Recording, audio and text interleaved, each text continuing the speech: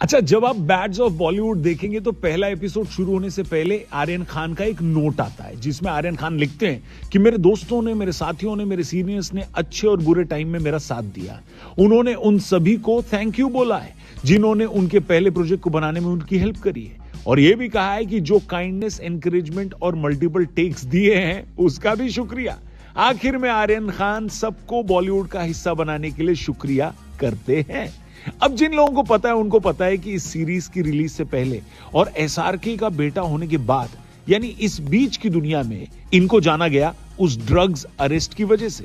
उस वक्त तक तो शाहरुख खान, आर्यन खान या उनके परिवार ने इस घटना पर कोई रिएक्शन नहीं दिया, न गिरफ्तारी पर और न ही जब उनको बरी कर दिया। लेकिन बैड्स ऑफ बॉलीवुड से इंडस्ट्री में कदम रख रहे आर्यन खान ने पहली ही गेंद पर छक्का लगा दिया।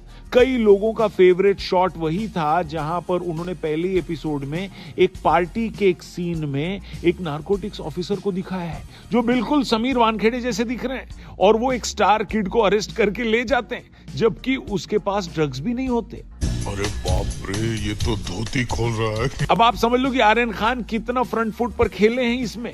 मूवी प्रीमियर से लेकर प्रोडक्शन हाउसेस की लड़ाई तक, मूवी क्रिटिक्स से लेकर नेपो किड्स तक, आर्यन खान बॉलीवुड के पीछे की सच्चाई, बिहाइंड द सीन्स इतनी खूबसूरती से उन्होंने दिखाए हैं कि आपको मौज आ जाएगी। बैड्स ऑफ बॉलीवुड में कहानी है, इमोशन है, ड्रामा है, ह्यूमर है और लास्ट में ट्विस्ट भी है। बेसिकली एक मस्ट वॉच मामला बना दिया गया है और सबको ये पसंद आ रहा है। सीरीज की कहानी की बात करें तो बॉलीवुड के ग्लैमर से भरे लेकिन अंधेरे से लिपटे पहलू को ये दिखाती है।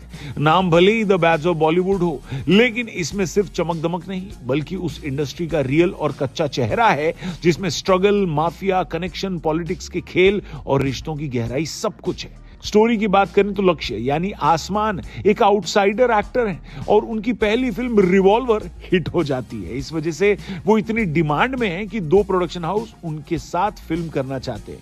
बाय द वे, इसमें एक प्रोडक्शन हाउस करण जौहर का है और करण जौहर इसमें खुद का किरदार प्ले करते नजर आएंगे।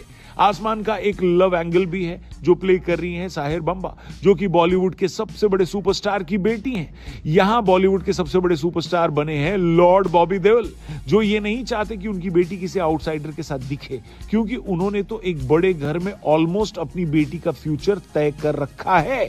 कहानी का मेन प्लॉट यही है, लेकिन इसके अलावा बहुत सारे सब प्लॉट आएंगे जो देखकर आपको मजा आएगा। अब परफॉर्मेंस की बात करें दोस्तों तो सबकी परफॉर्मेंस बढ़िया लगेगी आपको, लेकिन सबसे पहले मैं नाम लेना चाहूंगा राघव जुएल का। मैं इंटरनेट पर एक पिटीशन डालने वाला हूं दोस्तों, आप लोग प्लीज जाकर उसे साइन कर देना कि राघव जुएल को हमें और ज्यादा फिल्मों में देखना है, क्योंकि भाई साहब क्या बेहतरीन काम किया राघव ने। उफ, एक नंबर। एक ऐसी सीरीज जहां पर सारे लोगों का काम 10 on 10 रहा है, वहां पर राघव 10 में से 15 नंबर लेकर जाते हैं। इनफैक्ट उनका एक सीन है इमरान हाशमी के साथ, देखोगे आपको मजा आ जाएगा। हम तो हंसते हंसते लोटपोट हो गए। एक चीज और आपको बता दूं, इस सीरीज में कैमियो बहुत सारे हैं, ऐसा लगता है पूरा बॉलीवुड भर दिया आर्यन ने, लेकिन सिर्फ इमरान हाशमी के कैमियो पर एक डायलॉग आता है कि अक्खा बॉलीवुड एक तरफ और इमरान हाशमी एक तरफ। बात तो सही है। इनफैक्ट इमरान हाशमी और राघव के ये सीन सोशल मीडिया पर भयंकर वायरल है, कहीं ना कहीं आपको जरूर दिख जाएगा। साथ ही लॉर्ड बॉबी और शाहरुख खान का भी कैमियो है जहां महफिल लूट ली गई है। तारीफ आर्यन खान की भी करनी होगी, क्योंकि इंडियन ओटीटी और फिल्म हिस्ट्री में पहली बार आपको शाहरुख खान और सलमान खान साथ में आमिर खान एक ही सीरीज में नजर आएंगे। ये बात सच है कि आर्यन खान के पास ही ये प्रिविलेज था कि वो पूरा बॉलीवुड अपनी सीरीज के लिए इकट्ठा कर दें, लेकिन उन्होंने इस प्रिविलेज का पूरा फायदा भी उठाया है। कोई भी कैमियो स्क्रिप्ट से इधर उधर जाता नहीं लगेगा आपको और कहानी को आगे जरूर बढ़ाएगा। स्क्रीन प्ले टाइट है, बैकग्राउंड स्कोर दमदार है और डायलॉग्स भी ऐसे लिखे हैं कि कई लाइनें सीधा दिल में उतर जाएंगी।